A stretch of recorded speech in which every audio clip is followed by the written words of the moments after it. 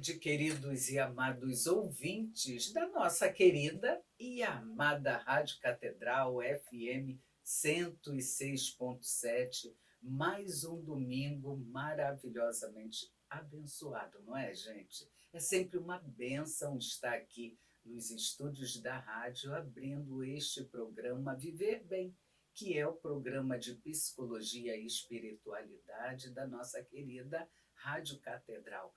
E nesse domingo maravilhoso, esse mês de maio, que é um mês como tantos outros, abençoado, mas esse mês de Maria, mês de Nossa Senhora, e nós estamos aqui com uma psicóloga clínica que estava sumidinha aqui do programa Viver Bem, mas ela compõe a grade aqui dos psicólogos, a grade do programa, e é a nossa convidada de hoje, que é a doutora Mariana Veiga. Já já ela vai se apresentar, vai dizer o CRP dela, e o convite feito à doutora Mariana Veiga é para abordar o tema medo da rejeição, causas e consequências emocionais.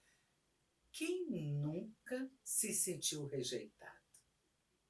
Não é mesmo, gente? Então, é um tema bastante pertinente em nossos consultórios, tanto a doutora Mariana Veiga quanto eu, que somos psicólogas clínicas, atendemos casos traumáticos inerentes à rejeição ocorrida na infância ou em alguma circunstância da vida adulta. Vamos abordar esse tema com a doutora Mariana Veiga, que é da comunidade Shalom. Ela também é teóloga e também é consagrada da comunidade Aliança, tá? Eu já a chamo de mestre, mas ela vai falar um pouquinho, porque ela está terminando o mestrado, gente. Então vem aí mais uma mestre em psicologia, é especialista em logoterapia também. Tem consultório no Largo do Machado, consultório onde atende presencial e também atende online. Ela é a convidada de hoje. Boa tarde, doutora Mariana. Boa tarde, doutora Sônia. Grande alegria estar aqui presente com você, com todos. Boa tarde a todos. Então, como você já começou a dizer, de fato eu estou terminando o mestrado, né, em cognição social, que eu me interessei muito em fazer, resolvi fazer, porque de fato a cognição social é uma área muito ampla, onde a gente pode casar com vários assuntos, inclusive a própria logoterapia. Então, a minha dissertação ela é voltada assim, para essa parte da social, né, mas pelo viés também da própria logoterapia. E aí eu fico muito feliz de poder compartilhar com vocês um pouquinho a respeito dessa experiência, né? Certo. E qual o seu CRP, doutora? Então, meu CRP é o 0571-617. 71617. Isso. Fala um pouquinho para os nossos ouvintes o que é logoterapia. Eu falei que a doutora é logoterapeuta, a doutora falou da logoterapia. O que é a logoterapia? Bom, a logoterapia, como você bem sabe, me ensina para cada um de nós, né? Porque é pioneira na logoterapia no Rio de Janeiro, né? No Brasil, com certeza. É a terapia, né? É a psicologia do sentido da vida, né? Nós entendemos que o ser humano tem sede de sentido. O ser humano ele vive, mesmo que inconscientemente, em busca do sentido da própria vida. O ser humano que encontrou o sentido de vida é um ser humano realizado, é um ser humano que, por mais que tenha as dificuldades, né, que passe por várias coisas, porque todo mundo tem dificuldade, sofrimento, dor, mas tendo o sentido de vida, ele consegue permanecer bem, ele consegue sempre continuar. Né? A viver bem. Né? A viver bem, gente, é a vida que a gente tem. O pai da logoterapia como ciência, né? O pai é Viktor Frankl. Ele foi prisioneiro de 4 campos de concentração, mas sobreviveu. Quase toda a família morreram, e a esposa também, a primeira primeira esposa, mas ele sobreviveu e legitimou sua teoria, que é a logoterapia. Logos vem de sentido e terapia de cuidado, ou seja, a logoterapia, como a doutora Mariana colocou, ela é a psicoterapia do sentido de vida. Ela não é uma abordagem retrospectiva, ela é projetiva. O que isso significa? Respeitamos e autenticamos o passado do paciente, mas nós não paramos no passado. O sentido da vida está na frente, está na vida. Para encontrar o sentido da vida, existe o da vida e o na vida. Então, nosso trabalho enquanto psicólogas clínicas é trabalhar, reconhecer as dores do passado, mas ajudar o paciente a buscar sentido da vida, inclusive o sentido daquele sofrimento. Exatamente. Não é isso? E se me permite, doutora, Claro. eu estava lendo, inclusive, a tese de doutorado do doutor Ivo Stuart Pereira, Excelente. Studart Pereira, desculpa, falei o nome. Ele explica que a logoterapia, ela além de ser apenas uma abordagem da psicologia, ela é, vamos dizer assim, uma filosofia, uma posição filosófica mesmo dentro da filosofia, né? Porque o Frankl, ele consegue entender o ser humano, né, como composto por 3 dimensões antropológicas: a psíquica, a biológica e a noética, que é a dimensão espiritual. Então ele explica, né, dentro da teoria dele, essa visão do ser humano em sua totalidade, o ser humano na sua integralidade. Ele não pode ser considerado como, por exemplo, uma máquina de instintos, de vontades, de desejos. O ser humano vai muito além disso. O ser humano tem necessidade da autotranscendência. Então, isso já é, por si, uma forma filosófica de explicação, né, da verdade a respeito do ser humano. É muito bonita a logoterapia, muito bela. É verdade. Não desmerecendo, claro, tem muitos estudantes de psicologia, muitos profissionais da área que nos escutam.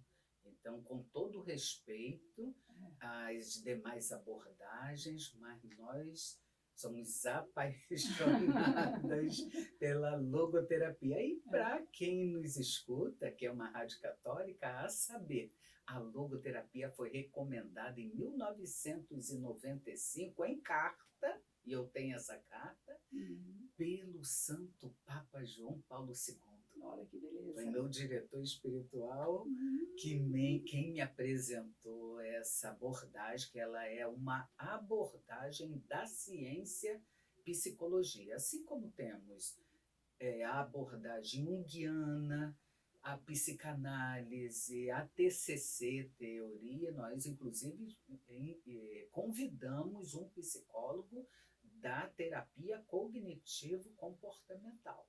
Né? Ou seja, a logoterapia, ela abraça, ela acolhe. E como a doutora Mariana bem colocou, ela tem uma dimensão que ela olha o ser humano de uma forma integral, não desprezando a dimensão que é inerentemente humana e que é a dimensão noética, a dimensão do nous, né? Que é a dimensão espiritual. Né? Gente, se deixar a doutora Mariana Veiga, mestre, e eu vamos ficar aqui o dia inteiro, vamos fazer uma mesa redonda só de logoterapia. Mas é importante esclarecer, porque muito dos ouvintes, até quem me encontra nas ruas, na igreja, falam assim, mas doutora Sônia, o que é logoterapia? A senhora fala que é logoterapeuta, o que é isso? Então é importante esclarecer. Eu quero convidar todos vocês que nos escutam, que nos dá a sua atenção, a sua audiência, se tiver dúvidas, se tiver algo a complementar, ou se tiver alguma sugestão de temas, entrar em contato com a gente através do nosso e-mail viverbem@radiocatedral.com.br. E também quero um outro convite especial, baixarem o aplicativo da Rádio Catedral, né, gente? Para isso é só ir lá na Play Store e baixar Rádio Catedral FM RJ. RJ Oficial. Aí vai ficar facinho ouvir, nos escutar no programa Viver Bem e os demais programas. O tema de hoje, que a doutora Mariana Veiga foi convidada a abordar, medo da rejeição, causas e consequências emocionais. Então, vamos começar perguntando à doutora Mariana. Doutora Mariana, afinal, o que é rejeição? Rejeição. Rejeição, na verdade, se a gente for olhar para dentro do ser humano, né, aquilo que ele sente a respeito, por exemplo, da opinião do outro, né, isso, de fato, é aquilo que constitui, vamos dizer assim, a crença que a gente chama na cognitiva, né, me utilizando já aqui da psicologia cognitiva, né, a crença de rejeição. Porque quando alguém fora de mim, vamos dizer assim, me rejeita, o que importa realmente é o que eu sinto, o que eu penso e como eu carrego aquilo para mim, né? Como eu levo aquilo para minha história. Então, a rejeição em si, ela pode vir a acontecer, normal. Eu acho que não existe ninguém no mundo que nunca foi rejeitado, né? Todo mundo acaba passando, né? Seja na infância, seja na escola, seja por um olhar, seja por uma forma que alguém acaba não tratando bem a gente, né? Rápido ou durante longos períodos, né? Durante, por exemplo, uma convivência social, alguém que não fala comigo, não me dá bom dia, isso pode ser realmente, pode ser considerado rejeição, né? Assim, na sua origem, né, da palavra. Porém, o que eu sinto com isso, né, doutora? Isso é que é importante, né? Saber lidar com isso, né? Então, veja que a doutora Mariana Veiga brilhantemente colocou, e eu vou dizer em outras palavras, né, que rejeição é uma experiência dolorosa. Né? Muitos trazem essa experiência em consultório, no nosso atendimento clínico. E muitos não sabem verbalizar que aquela experiência traumática ocorrida na infância, ela se transformou, às vezes, numa depressão. Não que ela tenha se transformado, ela foi a semente, ela foi o gatilho. E nós trabalhamos, gente, com o inconsciente. Nós trabalhamos com aquele que não sabe que sabe. Então, esta é uma responsabilidade do profissional psicólogo, de trabalhar essa experiência dolorosa de não ter sido aceito, não ter sido valorizado. Às vezes não foi nem intencional, mas o ser humano, a criança é um ser humano, ela absorveu, o adolescente é um ser humano, ela absorveu, entende? E o que é, doutora, ser uma pessoa rejeitada? Se passa por essa experiência dolorosa, como essa pessoa rejeitada ela se expressa? Nós temos a experiência da clínica, né? Sim, sim. Com certeza, né, assim, quando a gente olha para um modelo, né, de criação, de história, de vida, né, assim, uma pessoa, por exemplo, que tem uma família, vamos dizer assim, saudável psicologicamente, essa pessoa ela vai crescer, ela vai amadurecer, vai criar aquilo que as interpretações dela a respeito da vida, né, assim, de uma forma, vamos dizer assim, mais segura e confiante, né? A partir do momento que a pessoa, em sua história de vida, né, principalmente, eu acho que é mais forte ainda quando a pessoa tem essa questão na infância, né? Sim. Ela, por exemplo, se sente, né, ela interpreta que ela foi rejeitada ou que ela não teve um apoio suficiente, né, do pai, da mãe, pode ser um irmão, alguém dentro de casa, né, na própria escola, aquilo, de fato, faz com que ela possa interpretar a vida de uma forma, vamos dizer assim, ferida, né? A gente entende que a pessoa, quando ela vai crescendo, né, quando ela vai vivendo, ela passa a criar, vamos dizer assim, a própria personalidade dela, né? Conforme eu vou tendo experiências, eu vou aprendendo a me defender, eu vou aprendendo a entender como eu devo reagir com o outro, como eu devo ser no mundo, como eu devo lidar com as pessoas. E quando uma pessoa é rejeitada, vamos dar um exemplo aqui bem clássico pela mãe, né? Isso aparece muito na clínica, né, doutora? Quando a pessoa ela tem uma mãe que não foi, que nem diz o Winnicott, né, que é um dos seguidores de Freud, da psicanálise, uma mãe suficientemente boa, né, porque tem a mãe excessivamente boa, que aí também não tem tanta necessidade, aquela mãe muito, né, assim, e tem a mãe que é insuficiente, que é uma mãe que ela, muitas vezes, ela não está ali na hora do mamar, ela não está ali na hora do abraço, não está ali na hora do carinho, da atenção, do olhar. Muitas vezes um olhar de mãe, ele faz falta, né? E aí, quando essa pessoa tem uma história dessa, muitas vezes ela carrega isso tão profundamente, porque ela criou essa forma de interpretação, que ela vai projetar isso em todas as pessoas, muitas vezes nas relações dela ao longo da vida, até a velhice, né? Então precisa de tratamento. Eu acho que é isso. Uma pessoa que se sente rejeitada é por aí.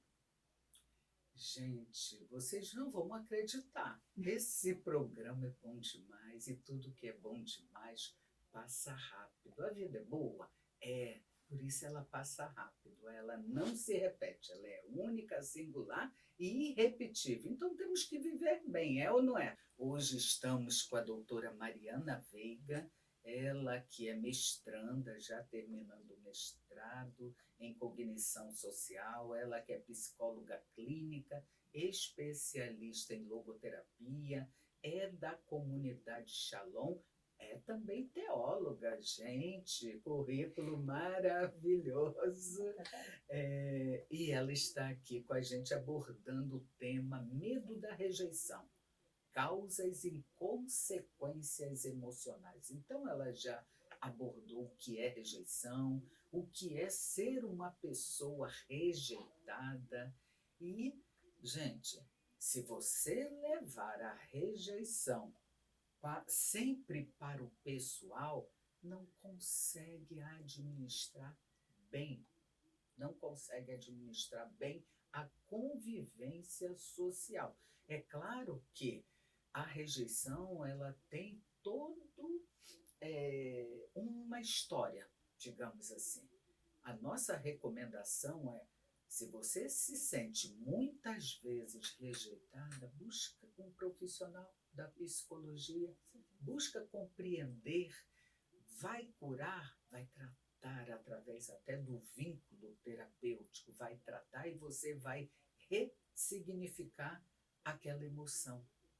Né? O sofrimento não tem como apagar, mas você vai se tornar uma pessoa mais consciente daquilo que lhe afeta, que lhe faz sofrer, e não vai se sentir tão mais rejeitada, não vai se convencer que é a pior pessoa do mundo, como tem muitos casos, né, em atendimento clínico. Uhum. Então, vamos voltar a perguntar e eu convido vocês a fazerem essas perguntas. E perguntas estão chegando, eu vou fazer a da Sandra Valéria de Bangu. Agradeço a participação. Sandra Valéria de Bangu. Ela pergunta à doutora Mariana, qual seria a dica para aqueles que têm medo de serem rejeitados, doutora?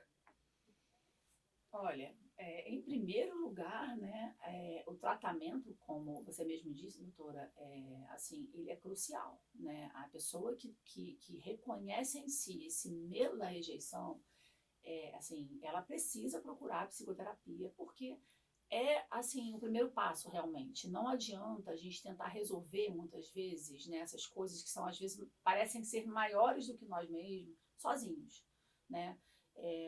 Eu percebo o seguinte, todo mundo já passou por isso, né? Assim, ninguém está isento de ter sentido medo de rejeição. Eu acho que é humano você ter medo de ser rejeitado, né?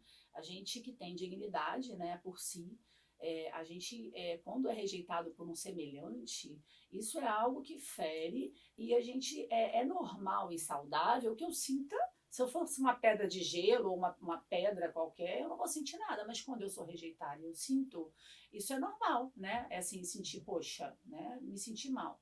Agora, quando isso é recorrente, quando eu transformo isso em algo que me limita, que me bloqueia dentro dos meus relacionamentos, eu não consigo dar passos na vida porque eu tenho medo de ser rejeitada, e diga-se de passagem, doutora, isso acontece muito, né? Pego pessoas na clínica que assim, já adulta, não consegue trabalhar, não consegue fazer nada, cai realmente, como você falou, nessa questão da depressão, né? Porque lá atrás foi rejeitada, né? Ou rejeitado, né? Então, esse medo, e aí a gente pergunta, mas por que não, né? Por que você não começa a trabalhar? Uma coisa simples. Ah, porque eu acho que eu vou errar, porque eu não sei o que as pessoas vão dizer de mim. Então, isso assim, é muito importante que seja tratado com muito cuidado, né? A pessoa precisa criar um filtro daquilo que vem de fora que não modifica quem eu sou. Porque eu posso estar até sendo rejeitado, ou rejeitada, mas isso não é a verdade sobre mim. O que importa principalmente eu entender que o que o outro diz é a opinião alheia, não é o que eu sou de fato. Essa separação, ela deve acontecer no tratamento. Exatamente. Né? Brilhante essa colocação da doutora. É muito bom, né? A pessoa que é não somente competente, mas que se envolve de fato, a profissional doutora Mariana V, que se envolve de fato nessa relação humana sem perder seu lugar de profissional. Então, a forma, até como ela coloca, traduz muito isso. De fato, a psicoterapia com profissionais competentes e sérios, ela vai ajudar o paciente a ter autocontrole e principalmente a ter autoconhecimento da pessoa que ele é. Que é isso que a doutora está colocando. E sem a dica, né? Qual o nome da ouvinte? Sandra Valéria de Bangu. A doutora colocou a primeira, né, dica: buscar ajuda profissional. E aí eu diria, dentro das palavras da doutora, eu tenho uma outra dica, que é evitar a validação externa. Evitar buscar essa validação que vem de fora, e sim se apropriar de quem tu és. Perfeito. Torna-te quem tu és. Exatamente. É uma verdade, né, que a pessoa às vezes ela não conhece quem eu sou, né?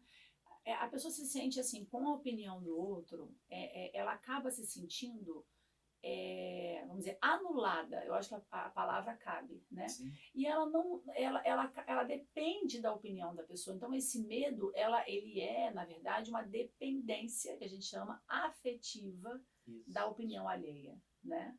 E a gente tem que trabalhar isso. A pessoa, peraí, eu sou o que disseram de mim?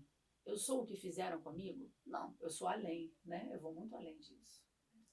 Doutora Mariana, o medo de ser rejeitado, quais os motivos desse medo? Já acho que até abordamos, mas vamos ampliar um pouquinho mais. Sim, justamente essa atribuição muito, por exemplo, a história de vida, ela vamos dizer assim, o pontapé inicial, né?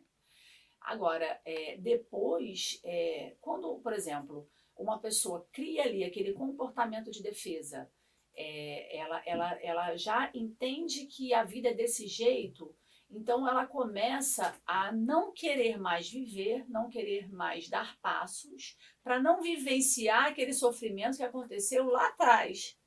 Então, hoje, a causa é o próprio medo. A causa de ser rejeitado, o medo de ser rejeitado impede a pessoa de se relacionar. Muitas vezes ela não está sendo rejeitada, mas ela vai atribuir causalidade ao que o outro disse. Digamos, essa pessoa hoje não estava se sentindo bem e não falou comigo. Mas eu acho que ela não falou comigo porque ela não gosta de mim. Alguém hoje passou por mim na rua e me olhou de cima a baixo. Tá me achando feia. Não, às vezes não tem nada a ver, tá te achando até bonita, mas você já tem um medo dentro tão grande que acaba atribuindo causalidades, né, a todos os comportamentos, muitas vezes, que te cercam. Então, você fica chateado, ansioso, com vontade de chorar, com medo, às vezes por absolutamente nada, né? Ah, eu me sinto mal porque eu sou ruim, eu sou péssimo, eu sou a pior pessoa.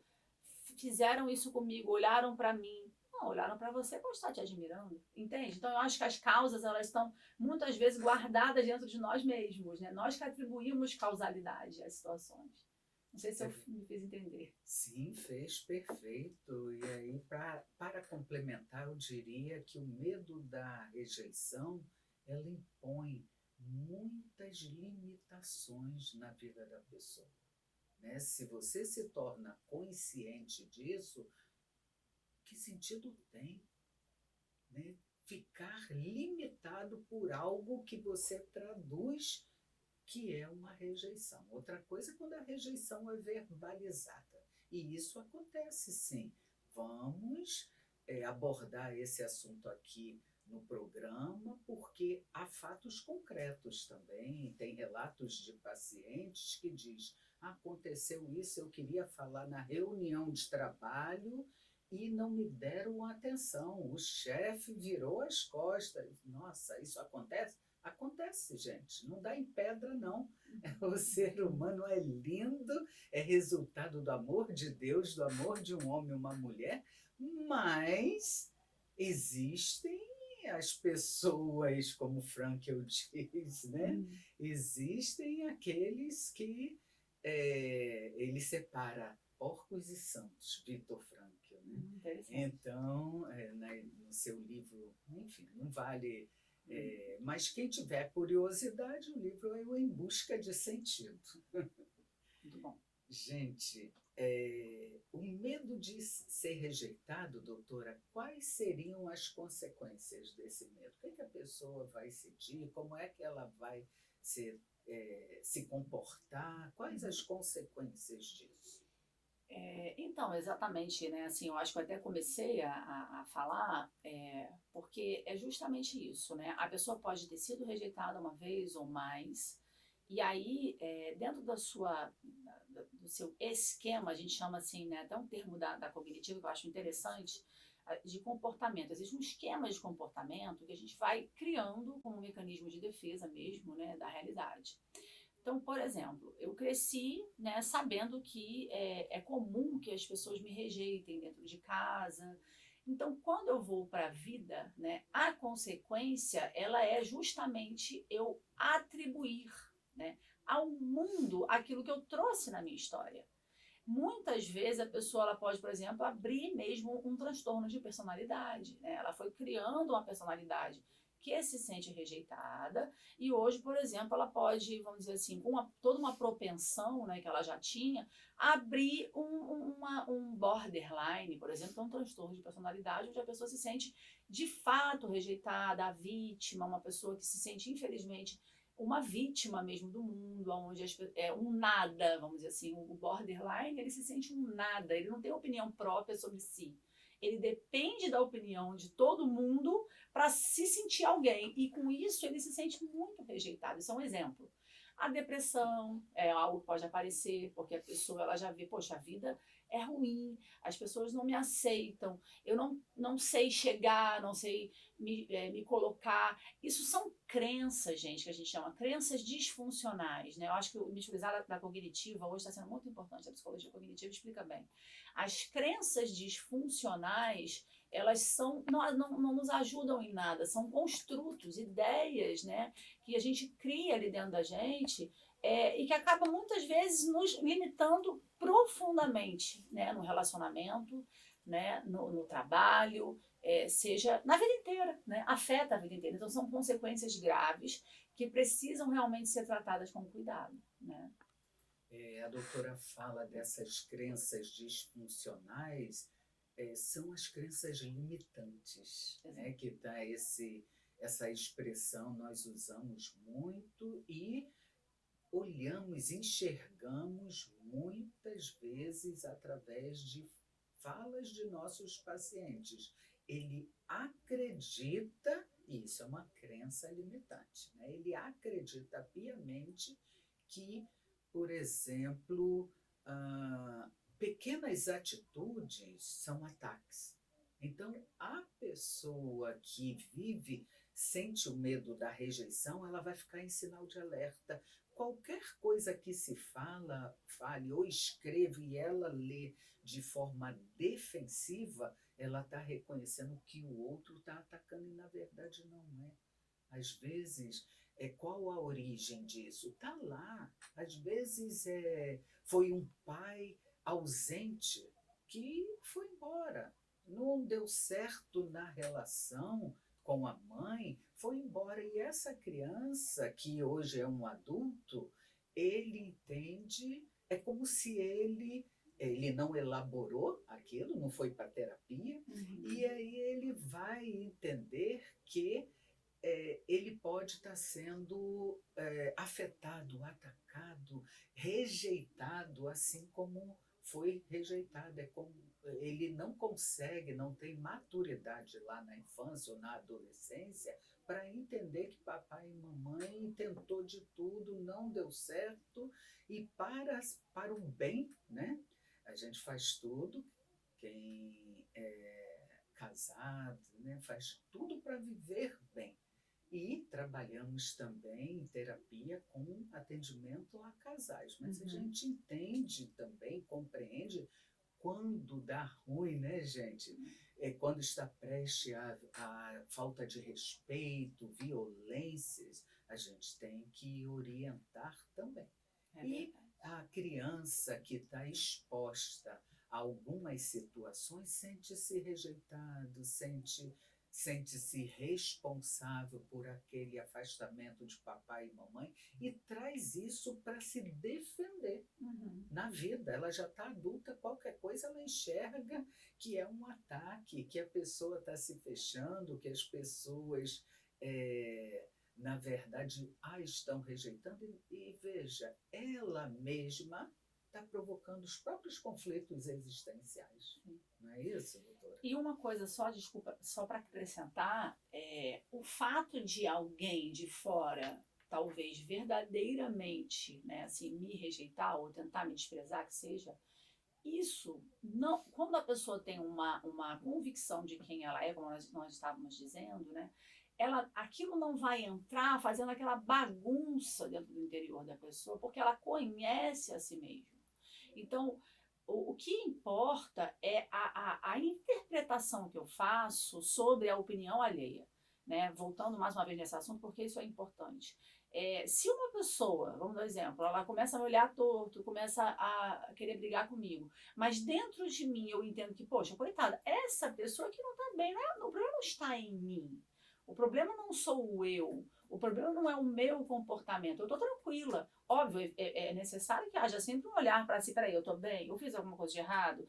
Eu costumo sempre aconselhar para o paciente. Gente, se questiona. Você fez a sua parte? Você está bem? Socialmente, você já está bem? Então, se você não fez nada, se você está bem, né? Porque, claro, nós precisamos nos relacionar bem. Agora, a pessoa continua te desprezando, tratando você mal, o problema não está em você. O problema não, a doença ou a questão é com o outro, não está em você. Essa separação, ela acontece no meio do processo terapêutico, né? Porque não é fácil entender essa parte, né? Verdade, foi muito bem colocado. O Paulo Roberto, de Senador Camará, ele pergunta: quais seriam os comportamentos de uma pessoa que sofreu rejeição na infância? Depende. Eu acho que cada um é um, como diz Viktor Frankl, né? Sim, todos somos únicos, irrepetíveis, né? Assim, cada um tem uma reação. Pode ser que por um milagre ou por alguma coisa muito boa, essa pessoa possa ter sofrido rejeição e criado, inclusive, uma forma muito, vamos dizer assim, mais resiliente de vida. Às vezes a pessoa, ela por ter sofrido a rejeição na infância, após isso ela consegue, vamos dizer assim, se reorganizar emocionalmente e hoje é uma pessoa mais resiliente, uma pessoa que consegue lidar com os problemas e sofrimentos de forma mais tranquila. Quando alguém a rejeita e ela não foi, entre aspas, tá? Me entendam, tão mimada, ela sabe que quando alguém fala com ela de uma forma mais agressiva, aquilo não significa nada, na verdade, significa somente o que está dentro do outro, não o que está dentro de mim. Mas pode ser que uma pessoa, quando ela é rejeitada, principalmente questões de pai e mãe, isso é muito sério. A pessoa carrega, de fato, e tem muito a ver também lá na amamentação, no útero, estudos já provam isso, né? Existe até a psicogenealogia que nós estudamos na pós-graduação, que eu achei interessantíssimo, que vem de gerações. É interessante isso, né? Rejeição de 4 gerações para trás pode afetar uma criança, pode afetar uma pessoa. Né? Então a pessoa ela carrega mesmo, até que meio que geneticamente, vamos dizer assim, lá no útero da mãe, ela já sente a rejeição. Na amamentação, ela pode sentir uma rejeição da mãe. Ela pode atribuir causalidade na amamentação de que a mãe não quis amá-la quando ela, por exemplo, estava fazendo uma outra coisa e não pôde dar de mamar. Quando não deu um abraço suficientemente bom. Então isso ela pode sim carregar, né? E às vezes um olhar, uma palavra num ambiente social, aquilo faz com que esse tipo de comportamento ele vai sendo projetado mesmo, como a gente estava dizendo anteriormente. A pessoa pode entender, poxa, eu sou uma pessoa dificílima, eu sou uma pessoa que ninguém vai querer lidar, uma pessoa que não sei me relacionar. E no fundo foi realmente a questão que aconteceu na história, foi lá atrás. Né? É verdade. Então eu diria, quero até também ampliar um pouco mais ao Paulo Roberto, de Senador Camará, dizendo que existe, Paulo, uma criança ferida, já que você pergunta da rejeição na infância. Essa criança ferida é que nós iremos tratar, porque, na verdade, haverá nessa biografia de vida um emaranhado de prejuízos emocionais. E aí eu diria também que o que a gente estuda, né, através de artigos científicos e através da prática clínica, principalmente, né? A gente vê a teoria ser traduzida ali na nossa frente. Existem pessoas que carregam comportamento baseado no medo do abandono. É a síndrome do bonzinho ou a síndrome da boazinha. Eu tenho baixa estima e tenho a necessidade, aquela pessoa que tem necessidade de agradar a todo mundo, a gente pode ficar atento que tem ali algo a ver com rejeição. Muito bom. Algo a ver com rejeição. Isso a teoria traz e a gente vê isso na prática. Não consegue dizer não, né, não doutora? Consegue dizer a pessoa que não não. consegue dizer não. É verdade. É muito difícil para quem se sentiu assim. Verdade. Então, Paulo, muito obrigado por sua participação e o programa está muito bom. Anotem suas perguntas para participar através do nosso e-mail viverbem@radiocatedral.com.br. Vocês ouviram, amados ouvintes, que eu disse último bloco? Então, canetinha na mão, viu? Porque a doutora Mariana Veiga, que é nossa convidada aqui de honra, que está abordando o tema medo da rejeição, causas e consequências emocionais, ela o aborda esse tema de forma brilhante e cientificamente e simples, que dá para todo mundo entender. E é isso que vocês me pedem, né?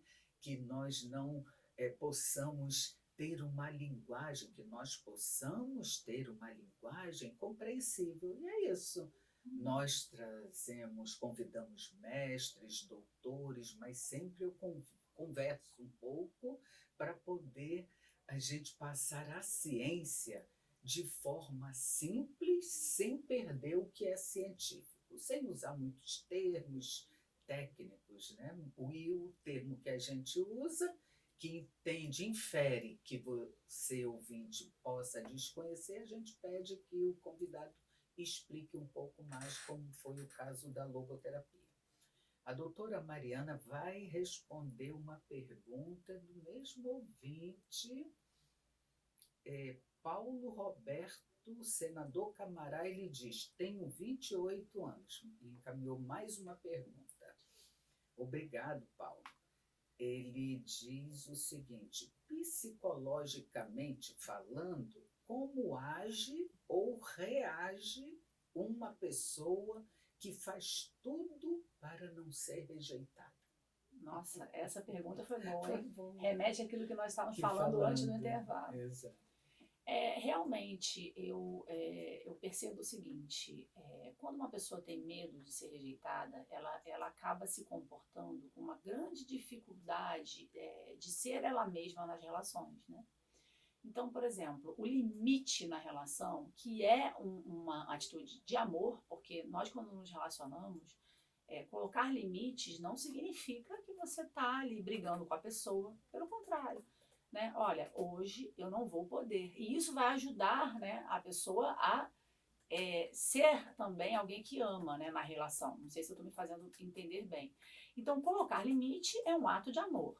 Agora, quando as pessoas têm medo de serem rejeitadas, elas acabam tendo essa dificuldade de dar limite, de dizer não. Digamos, você me pediu emprestado um dinheiro, eu empresto. Aí a pessoa, ela não me paga, passa. Daqui a pouco ela vai e me pede de novo. Aí, em vez de eu dizer, olha, dessa vez não dá, porque agora já está pesado, eu não consigo dizer não para essa pessoa. Eu vou lá, faço algum movimento, né? Talvez eu fique até endividada, vou emprestar. Vai doer para mim, é tão ruim, é um pesadelo, né? Dizer não para o outro, porque talvez essa pessoa possa não querer mais falar comigo, possa não querer mais ser meu amigo, então pronto, eu vou emprestar mesmo assim, porque senão eu vou perder a pessoa. Gente, isso nunca foi uma amizade. Isso é uma manipulação emocional. Eu preciso dar o limite para essa pessoa que está, vamos dizer assim, me sugando, né, emocionalmente, né, para que ela mesma possa ser melhor, né, possa ser um ser humano melhor. Então, dizer não, né, muitas vezes é a grande dificuldade da pessoa que tem medo de ser rejeitada. Não conseguir, né, se expor. Eu tenho uma pessoa que eu acompanho, né, não cabe falar, claro, mas assim, só para dar um exemplo, né, a dificuldade que ela tem de entrar no mercado de trabalho por causa da rejeição. A dificuldade que ela tem, né, de começar uma coisa simples que ela conseguiria fazer.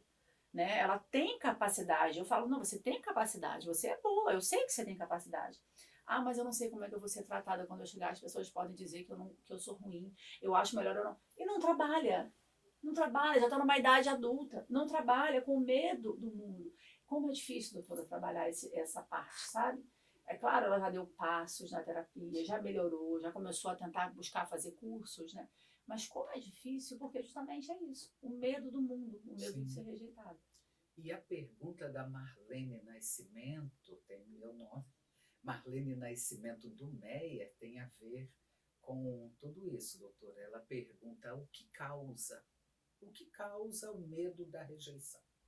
A gente estava trazendo essa questão, né, da história, muitas vezes na infância, a maioria das vezes acontece na infância, às vezes um bullying. Isso. Às vezes a pessoa é muito bem tratada dentro de casa, mas ela vai para a escola e lá ela é rejeitada. Muitas vezes ela é diferente de todo mundo. Por exemplo, uma criança que tem uma religião, por exemplo, diferente, um judeu. Né? A criança tem um cabelinho diferente, ela se comporta diferente. Aí ela chega ali na escola, vai todo mundo brincar, né? Muitas vezes a criança ela acaba não tendo esse filtro, e aí ela carrega aquilo, e aí isso pode ser uma das causas, né? A causa pode ser, como eu disse, no útero da mãe, pode ser na amamentação, pode ser com o pai, com a avó, com o irmão.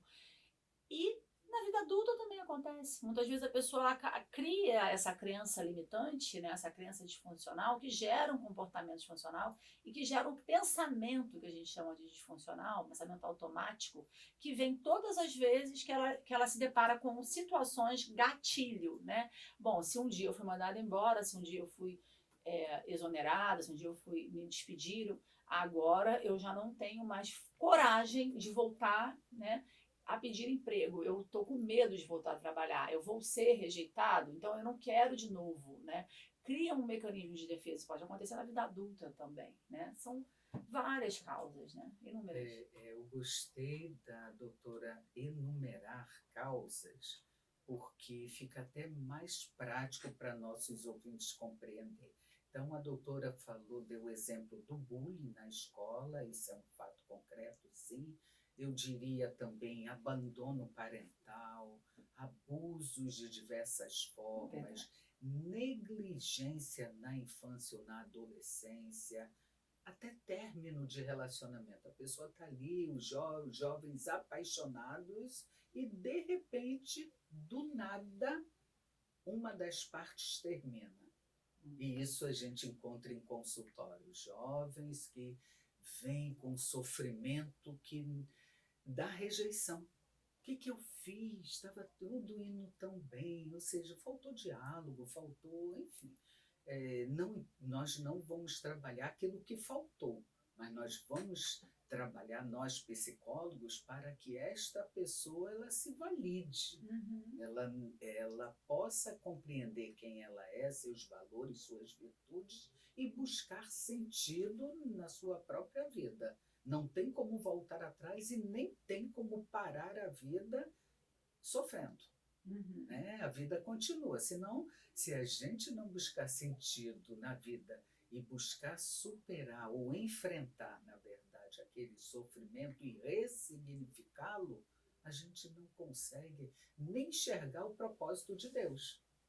Às vezes foi um livramento. Exato. Então, tem a ver com isso, abuso, bullying, negligência na infância, é o que causa o medo da rejeição. Deixe-me ver outras perguntas que chegaram. Pediram aqui, né, aí vem da rádio, para falar um pouco mais da síndrome do bonzinho ou a síndrome da boazinha. O que é? Olha, interessante isso. É um padrão comportamental, gente. É aquilo que a doutora já abordou, é aquilo que nós falamos sobre querer agradar a todos, né? A pessoa não é autêntica, ela quer agradar a todo mundo, quer agradar A, B, C, D. Ser bom é um dever nosso, né? Deus nos quer bom, mas a gente também tem que saber se comportar, saber lidar com o não, ser autêntico. Então, a síndrome do bonzinho é aquele que tem a sua identidade fragmentada. É tão fragmentada que ela não sabe dizer não para nada e ela se fere. O que está por trás disso? O medo de ser rejeitada. Ele quer ser aceito em tudo. Ou ela, né, quer ser aceita em tudo. E se anula, né? Exatamente. Eu encontro às vezes, né, pessoas que falam assim, mas você precisa se posicionar, você precisa se colocar, né? Por que não você explicou, né? Vamos dar um exemplo, uma situação de trabalho, né, onde a pessoa ela sofre uma injustiça ali, né? Vamos dizer, a pessoa não fez um trabalho errado e ela é acusada de ter feito aquele trabalho errado e ainda rejeitada, tratada mal e tudo. E a pessoa fica calada, com medo daquilo.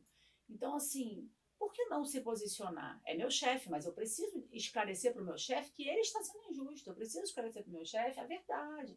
Saber se posicionar, né? Eu não estou tratando mal ninguém, eu estou simplesmente colocando aqui a verdade para que ela seja analisada. Por que eu não consigo dizer? Se eu sou uma pessoa que tudo eu digo sim, no fundo a gente vê que tem alguma coisa aí desordenada, tem alguma coisa, né, doente dentro dela, uma coisa que está realmente... A pessoa não conseguir se posicionar é, de fato, assim, uma raiz patológica mesmo, né? Não posso explicar que hoje não vai dar, não posso dizer não quando alguém já está ultrapassando os meus limites. É bem complicado. E quando você falou de abuso, eu me lembrei, né? Muitas vezes quando a pessoa ela é abusada, principalmente na infância, né? Sexualmente, mulheres, homens também são abusados sexualmente, acontece muito. A pessoa tende realmente a naturalizar o comportamento, né? De não saber dar limite, porque o abuso sexual, ele é um ultrapassar violentamente os limites do outro, né? É você, vamos dizer assim, ir no ser da pessoa, naquilo que é a essência daquele ser humano, violentando ele e fazendo com que muitas vezes ele naturalize que o comportamento violento de fora, ele é tranquilo. Aí já eu tenho que me posicionar, né? Então, quando alguém me violenta verbalmente, me rejeita, e eu não sei também me posicionar, né? Assim, me defender e tudo, isso pode ser fruto realmente de abusos, sejam verbais, sejam sexuais, na história de vida da pessoa, né? Foi muito boa essa colocação. E como podemos, doutora, diferenciar o complexo de inferioridade com o complexo ou medo de rejeição? Como podemos diferenciar um complexo? Você consegue me dar um pontapé aí, doutora? Eu estou até aqui, eu Então, pensando. o complexo de inferioridade tem muito a ver com feridas emocionais, né? Traumas, parece até a mesma coisa. A pessoa vai se sentindo cada vez menos, porque efetivamente teve atos concretos de comparação. Por exemplo, olha, o amiguinho, você tirou 5. Entendi. Nossa, seu primo é muito melhor porque tirou 10. Sim. E aí a criança ela vai se sentindo cada vez com menor valia.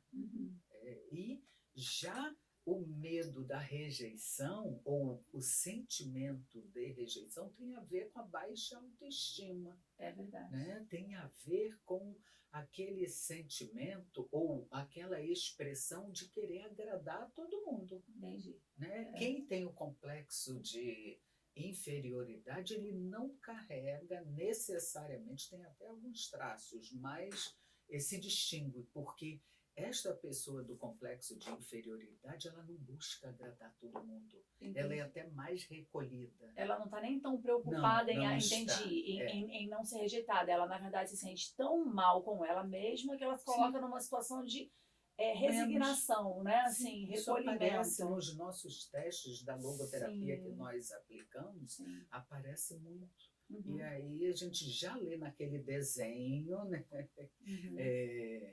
Temos diversos testes, né? Então já lê que ali tem alguma coisa. E quando nós vamos investigar, provocar a verbalização daquele sentimento, vem a questão da menos-valia, da inferioridade. Ser rejeitado para ela talvez tanto faz como tanto fez. Sim. Ela só se sente mal. É verdade, tem razão. Gente, vocês não vão acreditar, mas o programa terminou. A produção do programa já nos avisa que precisamos terminar. Esse domingo abençoadamente maravilhoso. Eu quero agradecer a brilhante participação da mestre, da doutora Mariana Veiga, e já fazer o convite para voltar num próximo programa. Eu que agradeço, que com alegria. Outros temas, quem sabe chegando aqui vários temas. Quero também convidar o ouvinte para ficar ligado no próximo programa, que é o programa da devoção a Santa Edviges, com o padre Givanildo. E também pedir para a doutora dar o seu contato, suas redes sociais, e deixar uma frase para os nossos ouvintes. Sim. Bom, eu queria primeiramente agradecer mais uma vez a oportunidade, né? Eu fico muito feliz de poder participar, né, dos programas do Viver Bem com a doutora, é uma riqueza. O meu contato, né, assim, o meu Instagram é Mariana Seabra SH, tá? Mariana Seabra SH, eu mudei, né, a minha logo, é Mariana Seabra SH. E o meu telefone é 21 98625 1000, mas também estou sempre atendendo pela clínica, né? Que o telefone já é divulgado aqui, né, doutora? Então, a doutora Mariana Veiga também compõe o corpo de psicólogos da clínica Viktor Frankl. Aqui pertinho da rádio, nós temos médico psiquiatra, nós temos neuropsicóloga e temos 16 psicólogos lá que se revezam. Tem o nosso Instagram também, né? Tem o nosso Instagram e o nosso WhatsApp é o 995066463 e o nossa logosecretária, ela atende pelo fixo de 9 às 18 no 2135-1804. Quero deixar uma frase para vocês. Além de agradecer, gratidão por sua audiência, e a minha frase é a seguinte: que a sua coragem ela seja maior que o seu medo e que a sua força seja tão grande quanto a sua fé. Somente assim conseguiremos viver bem a vida que a gente tem. Um abençoado domingo a todos e até o próximo programa.